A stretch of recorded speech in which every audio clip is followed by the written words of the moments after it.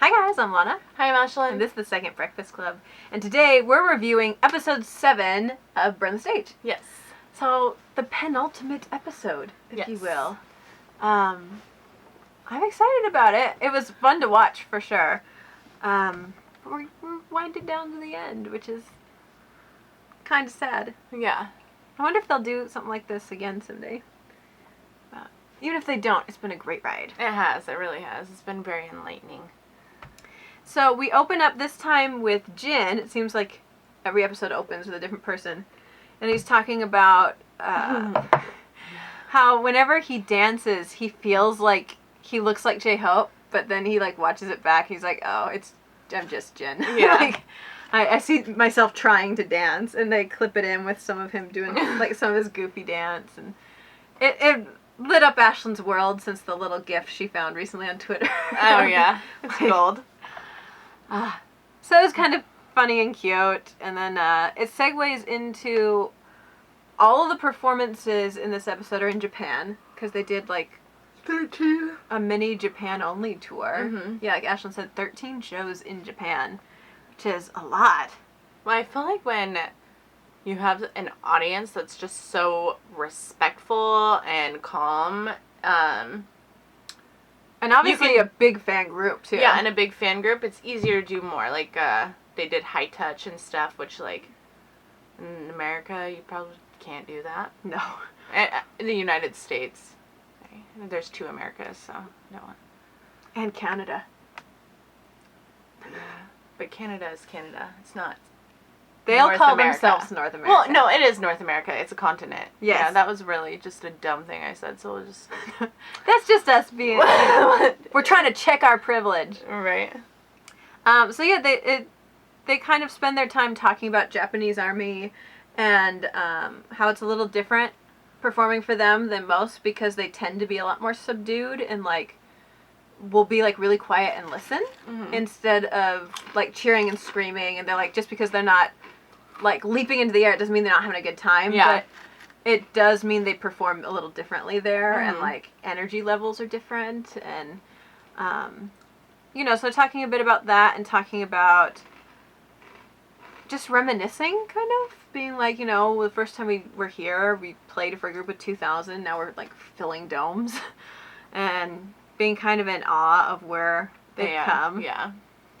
And then they do this really cool thing where they give like tiny full segments to different members.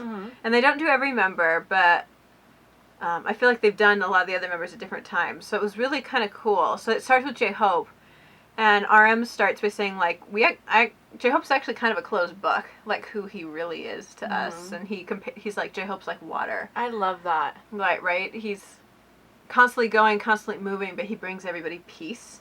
Like, Tranquility. Exactly. They don't know his true self super well, but he's always just this light influence in the room.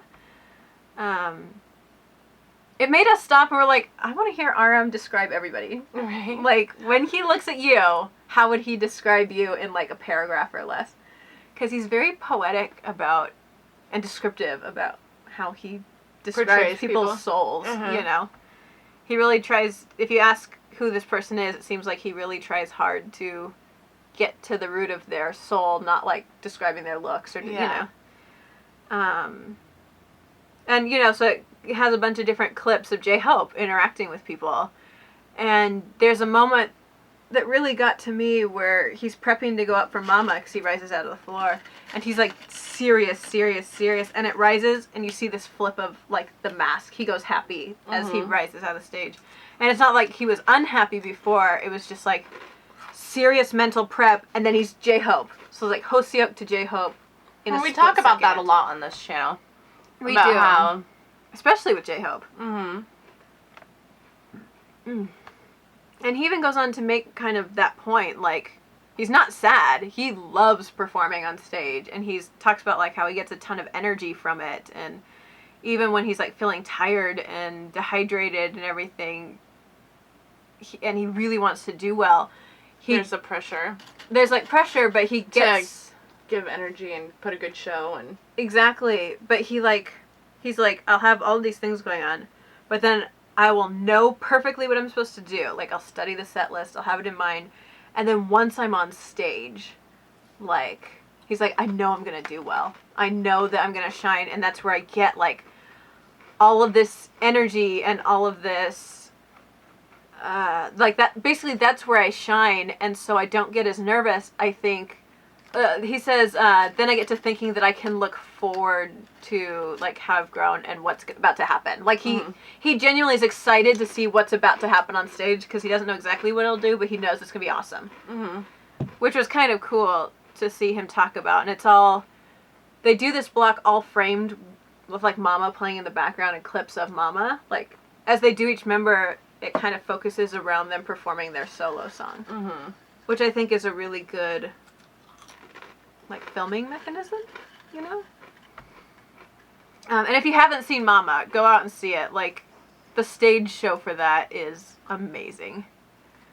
Oh, and then he talks about this moment where he was standing there and he was singing Mama and the music cut out on him. And he's like, I was totally freaking out. I didn't know what to do. But he just started, like, kind of singing and doing like this, and the crowd sang it for him, with him.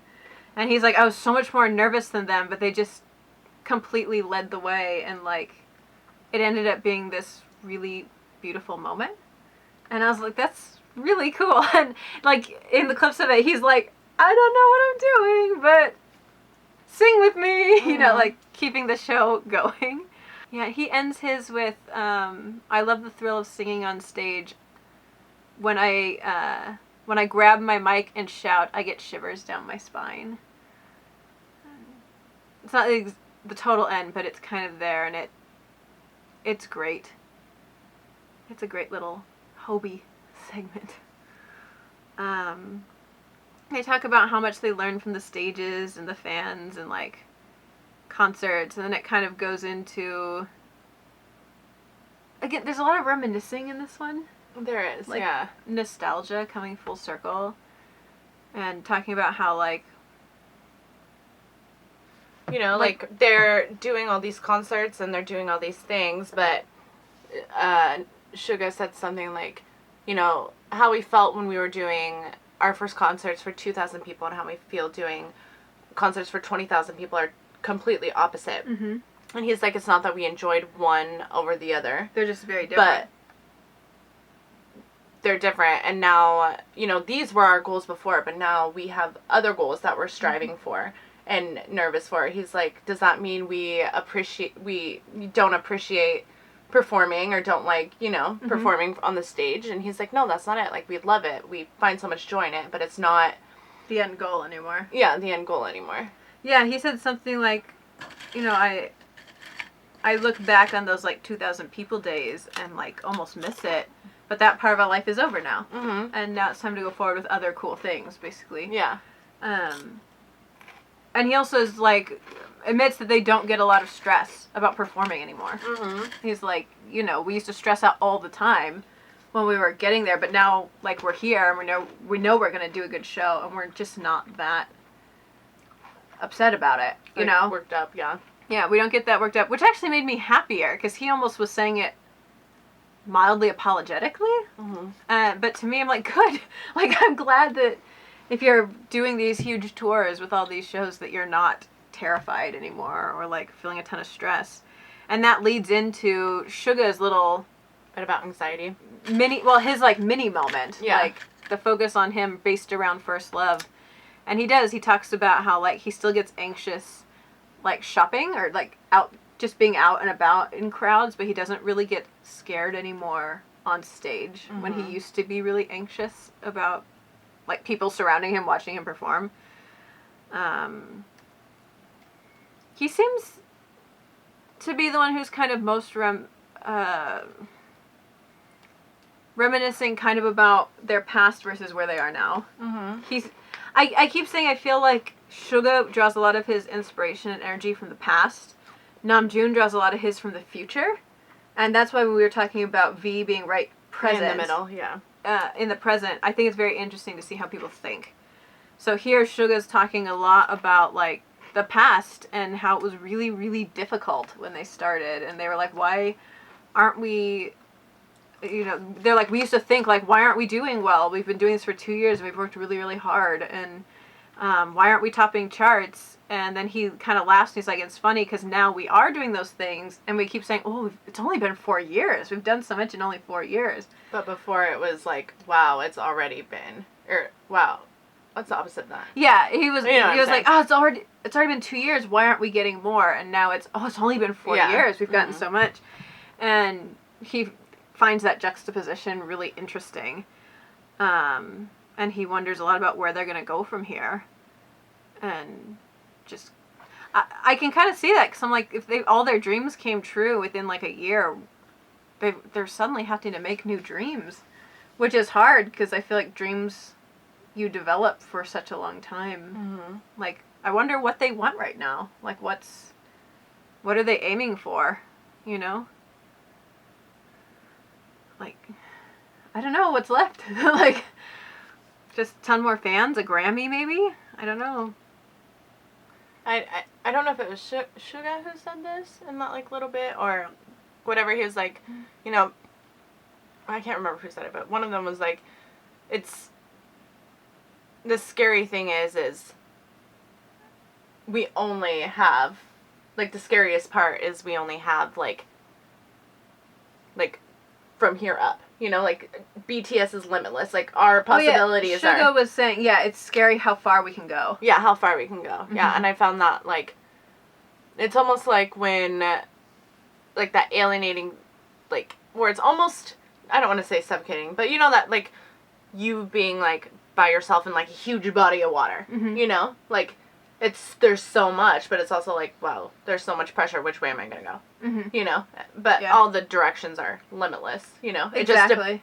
And I could see how scary that would be, like, being, like, at the top and being like, okay, well, I have all these different whatever, you know, paths to go, which one will be the best? Reminds me of Namjoon's line in Reflection where he says, I want to be free from freedom.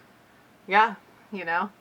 And that's the other bit you actually saying that reminded me. The last thing I wanted to touch on was Suga's bit is he was mentioning, like, I don't know how long we're going to be still performing on stage and singing together, but I can tell you it's going to be longer than we have already. Yeah, like, I love that. Right?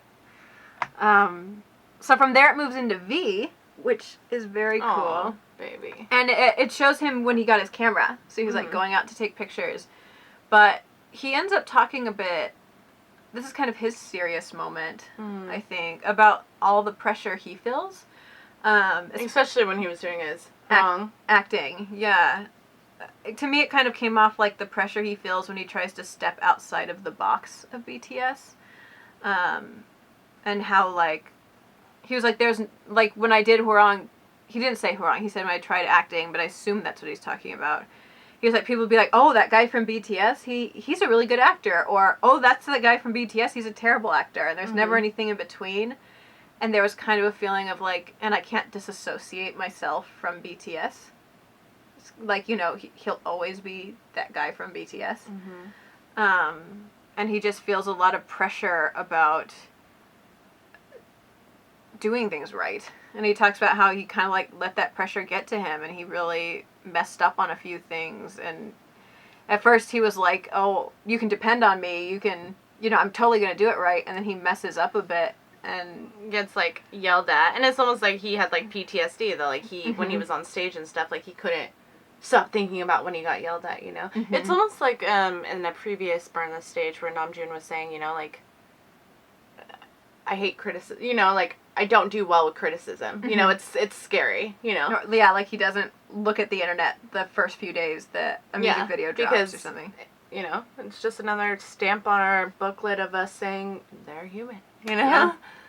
Yeah. And so V then talks about how, like, he was kind of keeping that all to himself and that pressure because he didn't want to, like, it seemed like he was saying he didn't want to, like, burden other people with his own stress, or maybe there was a hint to of, like, I didn't want people to think I was weak or something, you know, like, I didn't want to share my weakness with other people. I feel like this whole thing really hit me hard, you know?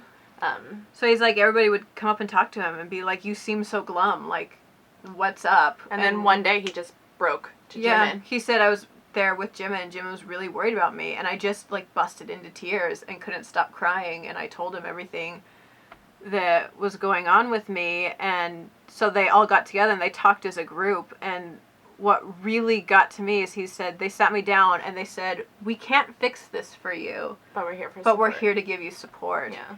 Which I think is the most responsible answer to give to somebody who's suffering like that and who's like anxious and mentally suffering. Mm-hmm.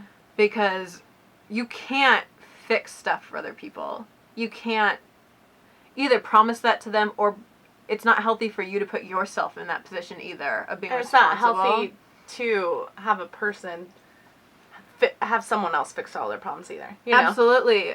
But he talks about how important it was to him and how special it was to him that they're like, but we'll be here for whatever you need, and we're like, your family. Yeah, know? Like we're here. We're here to support you. And we're here you. to love Listen. you.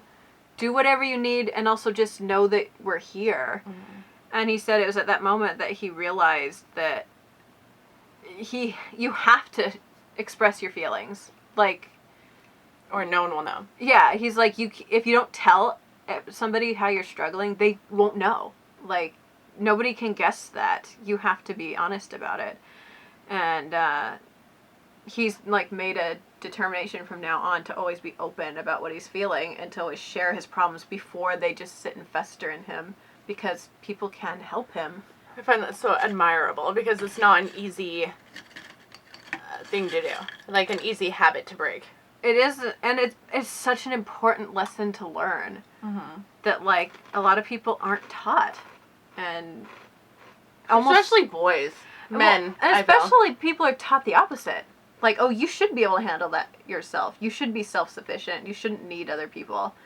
You know. Mm-hmm. And I'm not saying that men are socialized not to be emotional. Yeah. In general. Yeah, absolutely. I do think it's harder. It's much more socially acceptable in almost every culture for women to cry. Yeah. Than for men to. Or there's a lot of pressure still not to ask for help, even among women. But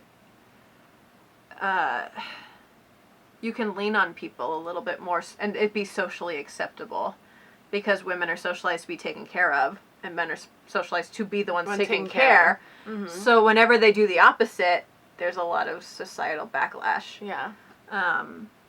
So it was really nice. And guess what, people? It's not the 1950s no more. Right. So it's good that he seems to have learned that lesson. And I think when you put into context the time when this was filmed, you see that a lot. Mm. I think V has been a lot more open. Mm-hmm. Definitely. So yeah. So then we see a bit of a high touch going on in Japan. I got really... And I died because the first two were Namjoon, who's being Mr. Playboy, and J-Hope, who's being like all cute, like hearts. And then all of a sudden it was Jimin, who was just like delicately, like lovingly smiling and shaking. And I just love the contrast in their person. Like, look at that! We're clicking through and we just got to his little face. It's so cute. So I got jealous for a minute, but then I'm like, ugh, they would never be able to do that in the United States. Like, I totally get it. Plus, Japan probably has, like, legit fan club fan members. Mm-hmm.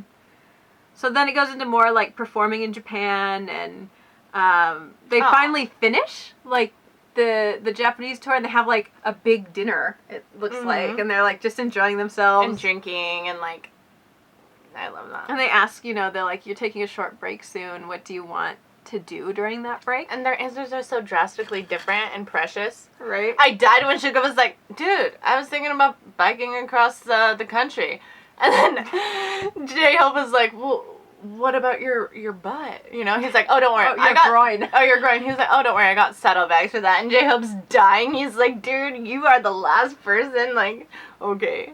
Yeah, absolutely. And they start with RM and they say, you know, what do you want to do most? And he just laughs. Like, you don't even get his answer there. And Jin's, like, wants to go fishing with his dad. And V is like, oh, I want to travel and take pictures with my camera. And I'll go with anybody who, like, I hope someone will go with me, basically. Mm-hmm. He's like, oh, I'll just make Jin come. And Jin's like, you'll kidnap me? Like, and then I love how Jin was like, oh, no, like, I'm flattered. That's sweet, you know? Right. And Suga's like, we spend too much time together. Let's have alone time. And then next to J-Hope, he inch. scoots like an inch away from J-Hope. Which is why with his biking thing, I don't know if he was serious or not. He was not serious. I don't think so, because J-Hope was talking about plans to do, like, go home and, like, play with his dog and everything. And eat food. Suga's like, well, I was planning to bike across the country. Yeah. Like, what, you're gonna leave me alone? I thought you were coming with me. Yeah. I thought it was cute. So they have all these, like, travel plans, and Jungkook's like, well, I got a lot of packages since I've been gone, I want to open them. It's like, and this was the most Jimin statement, or the most Ashlyn statement Jimin's ever said. He was like, you know, I don't know about the future, man, but I know tonight, Daddy want to get a drink. You know what I mean? He did not exactly say that. But no, sometimes I call myself Mama, so I'd be like, Mama wants to no, I got it, but I just Yeah. thought it'd be really funny if Jim was like, Daddy needs a drink. Daddy needs a drink tonight. Yeah, he says, don't know what I'd do in Korea, but I want drinks tonight. Yeah. I just thought that was like, you know what, babe? You get your drinks. Right. You worked hard. And then they're like, it clips back into like them eating and cheersing, and Namjoon basically, we finally get his answer. He's like, you know, I got a lot of figurines while I've been traveling, and I really want to display them in my office. And he's like, I know it's a simple thing, but that'll give me such peace of mind, like to just get that done and have them organized and like, we're skimming through that part. It's like, will your groin be okay? Yeah. I love Namjoon's shy little laughs too, Right. during this. Like, I can't believe I'm saying this, but He's like, I just need some peace of mind. giving me anxiety, man. They're all in my Right. duffel bag. I've been toting them around. Right?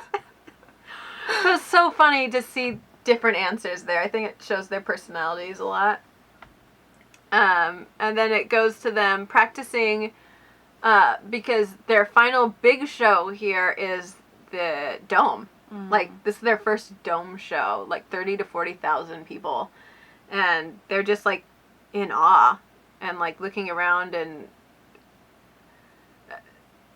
doing exactly what I think any of us would do in this situation. Yeah. And being like, I can't believe I'm here. I can't believe this many people will come see me. Like, And they were saying that, like, as singers, like, this is, like, what your dream end goal is Yeah. performing in a dome. So, like, Namjoon's being all philosophical, and then Jimin had the most Jimin moment in the world where he's like, it's so big! And he's, like, running like a puppy. And I love that J-Hope followed him, making his, like, cute little noises he does. Like, I'm gonna get you. And was it Jim? Yeah, Jimin's like, well, this place is so big, we could set up 7 stages and do different solo concerts at the same time. And just being really happy and really realizing this dream that they've had for such a long time. I mean, even Suga in the August D album talks about this particular dome. And they talk a little bit more again about, like, what is our ambition now? Like everything we've dreamed of has come true, you know? And so fast. Like, all their goals were met in such a short chunk of time. And it shows a few little work things, too, like, how do you rework the echo in a place that's so much bigger than what they originally set up the show for, and Suga's getting, like, all this technical stuff down about sound, and they're wondering, like, can we have enough energy to, like, hype up a place this big, and, like, scanning all their performances and monitoring them back and just prepping to make the show work in this big a space. And then Jimin's like, you know, I don't know why we get, he says, I don't know why we get such big love and support. Like, it blows my mind people care this much. But with that comes more responsibility. And he mentioned it towards his performances, but I also have, like, noticed that, like, obviously it's BTS, so they're going to be philosophical, but I feel like the bigger they get, the more powerful their messages become. Just like right now, like the whole Love Yourself era. Like, that is so important. Well, And, like... Yeah. No, what are you saying? I was just going to say, I think it's because not just them, but Big Hit in general is incredibly aware of Well, doesn't... the power of their message. Doesn't Big PD&M have, like, a psychology degree or something? Army can correct me if I'm wrong, but I believe I heard that it's he has dual degrees in philosophy and design. Oh, philosophy. There we go. But I do know when he was forming BTS, the first thing in his mind is he wanted a group of actual idols, like people should look up to, not false idols. And his whole thing from the beginning was like, if I'm going to form a group, they're going to be a group that spreads responsible messages, basically, and actually tries to make good change. Mm-hmm. So I think as they're realizing they have this huge international market now, they actually put more pressure on themselves to be responsible people. And Exactly. like, I still, it's such a small thing to some people, but I still can't get over Cypher 4 that they'll have entire domes of teenagers screaming, "I love myself." Like, that's powerful. It is. Like, self-esteem is so hard to come by, and then they'll have entire chants based around reaffirming, "I love myself, I know myself." Especially, and I say this again, especially in this day and age of society. Yeah. Where you're bombarded by so many different, what you're supposed to be, what you're supposed to be doing, like how you should be living your life, you know? And not just by, like, your family, but, like, literally every angle of everywhere, you know? Mm-hmm. There's, like, these, like, pre-calculated, you know, whatevers that are forced upon young people. So it's hard, you know? You're always trying to be this, or look this way, or... And then we added on social media, where now 24 hours a day, you can see everybody around you's highlight reel of their life. That's what I'm saying. That's exactly what I'm talking about right now. Like, there's exactly. All I follow on my Instagram are, like, freaking models in California that are super skinny and tan and beautiful, and all have perfectly chiseled jaw structures. So, you know what I mean? It's like... And it's hard to remember, like, that's not their whole life. And when you see those things, it's so easy to get caught up in your own insecurities. Mm-hmm. You know, like, whatever they may be. It's, I don't know, it's self-harm. It's self-harm. It is. That's why I make an effort to, like, take, like, 2 weeks off social media where I just delete all my apps. Mm-hmm. And then, you know, I'll come back to them and then I'll delete them again. Like, because she's doing self-care. Also, it gives me really bad anxiety, and sometimes it's just nice. Well, that's what I mean. Yeah. Like, I'm just happy you're finally taking time to do self-care. But, yeah, so that's why, one of the biggest reasons I like BTS, or I love BTS, I think that they're the voice we really, really need right now. Mm-hmm. And I'm so happy that they're getting popular, because, like, love them or hate them, they have, you know, the fans who are in the most susceptible point of their life, reaffirming, like, live your truth, find out who you are, face yourself, fix the things in yourself that you don't like. Like, it's not even just a straight self-acceptance message. It's a, now do the hard labor figuring out what you don't like about yourself and become a better person every day. And, like, and I think it's even love yourself. More encouraging because we have watched them all go through that. Like, and they have spoke about it, you know? So it's not just, like, they've done this work, and too. They're all our age, you know? Yeah. And so it's more like... much younger than me. Not much younger, only like 4 years. For the oldest one. Yeah. Yeah. But that's inspiring to me, too, you know? Yeah, no, definitely. Like, I meant, like, youth age. Yeah, no, I get you. I mean, I'm sure even older. I'm not saying older people I know aren't. exactly what she meant, but I just had this moment of, they're so much better than me, and they're still younger than me. No, I just think that they know that, like, things have been messed up for a really long time. Look at where we're at, not only in, like, wrong, right? the United States, but, like, Korea, like, everywhere. Look at where we're at. It is our job as youth to make a difference. And how can we make a difference unless we love ourselves and we have confidence in ourselves? Because only then can we make a world that's better for our future generations. Because honestly, youth are obscenely powerful. Yeah. And we're surrounded by messages telling us we're not. Yeah. And yet it's youth who... the big changes that have happened in the world have all been led by young people. Yeah.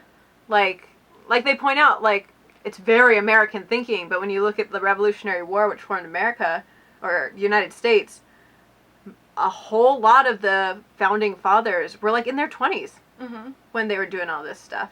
Like, there's a lot of movements all over the world right now being led by people 30 and under. Right. You know, I don't know. It makes me really happy. And from there, it transitions into them leaving Handprints. And Jimin Poor literally Jimin's got put next to me. and he's like, well, my hand's really small. Right? Take my strong hand, chap. Right. And they're all, like, writing their names and being super careful and just honored that, like, they get to do this. This is the part where they're like, well, what is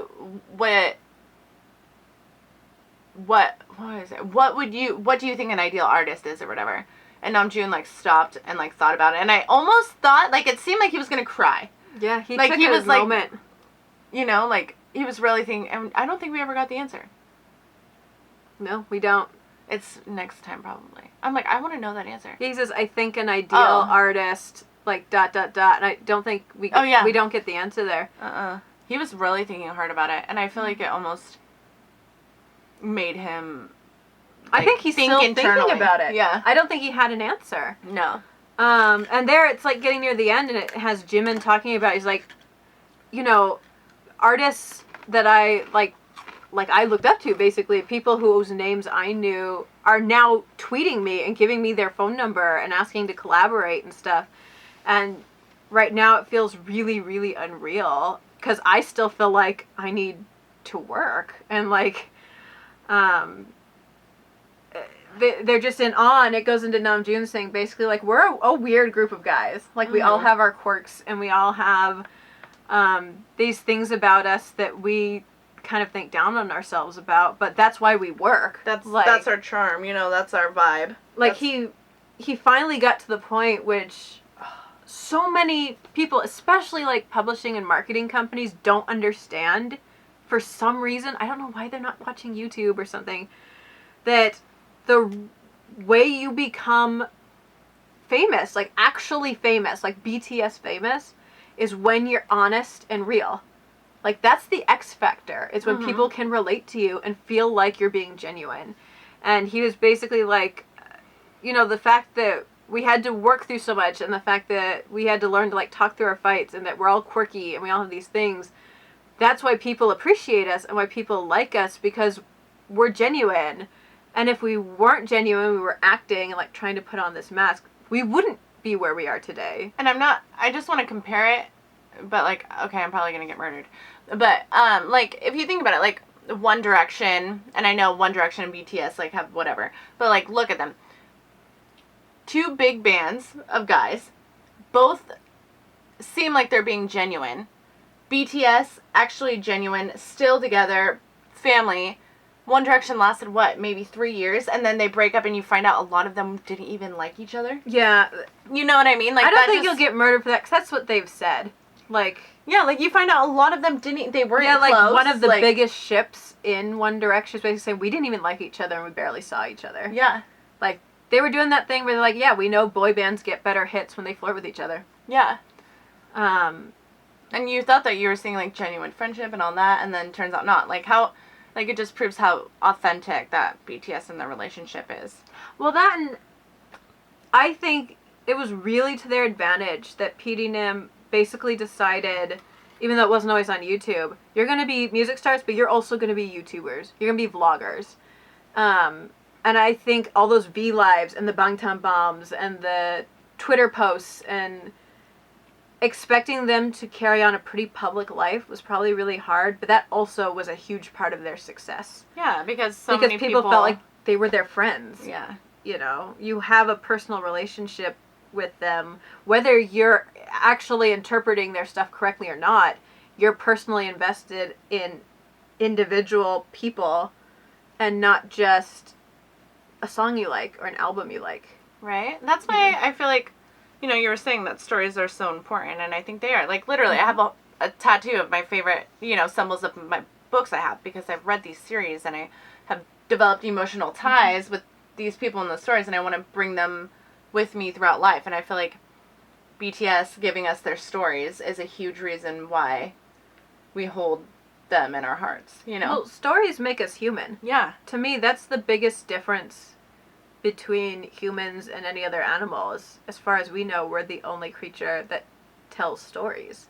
And that can be through music and through art or through written word. Like, we were it's, again, as far as we know, like, Neanderthals might have and stuff like that, but we're the only ones who, like, hear thunder and go, oh, the gods must be angry. Mm-hmm. Stories are bound up in who we are and always have been. Like, the earliest cavemen were telling stories to each other. So, I don't know. I don't even know what point I'm getting to here, but just, I feel like I'm following an amazing story when I watch them, and it's even cooler because they're grabbing stories to tell us too. Yeah. Like RM saying, like, I want to know everybody. Let me talk to you, and I'll write a song about your story. I want to know your story. Yeah. And I think that's powerful. I do too. Like, I don't know. I get all hyped up about producers, people not getting stuff like that. Like, they all talk about how hard it is to know what's going to be a hit. And I'm like, it is not that hard. You need to actually pay attention to the world around you. Mm-hmm. You know. But I'm glad that BTS is starting to see that, like, we like their quirks. We like it when they're, like, themselves and not perfect. Like, that's why we love them. Mm-hmm. It's because we feel like, you know, when Jimin will drop a little V-Live playing his piano, you feel like it's your friend sending you a funny video, not like a superstar trying to get views, you know? Yeah. I also really like that they make, you know, fame is the ideal goal for everybody, but they make it, like, instead of just showing their highlight reel on Instagram, they're showing that, like, yeah, we have achieved the perfect, you know, I almost said American dream. I didn't mean American dream, but, you know, perfect dream that people, like, strive for, but it isn't all the glam and reality glitter. Like, this is the reality, and life isn't easy. It's probably so much healthier for them, too. I think so, too. Like, I don't know. We have a lot of feelings, guys. I know. We didn't even think we were going to... I never talk a lot, and I feel like I've been taking up this whole episode, so I'm sorry. No, she hasn't at all.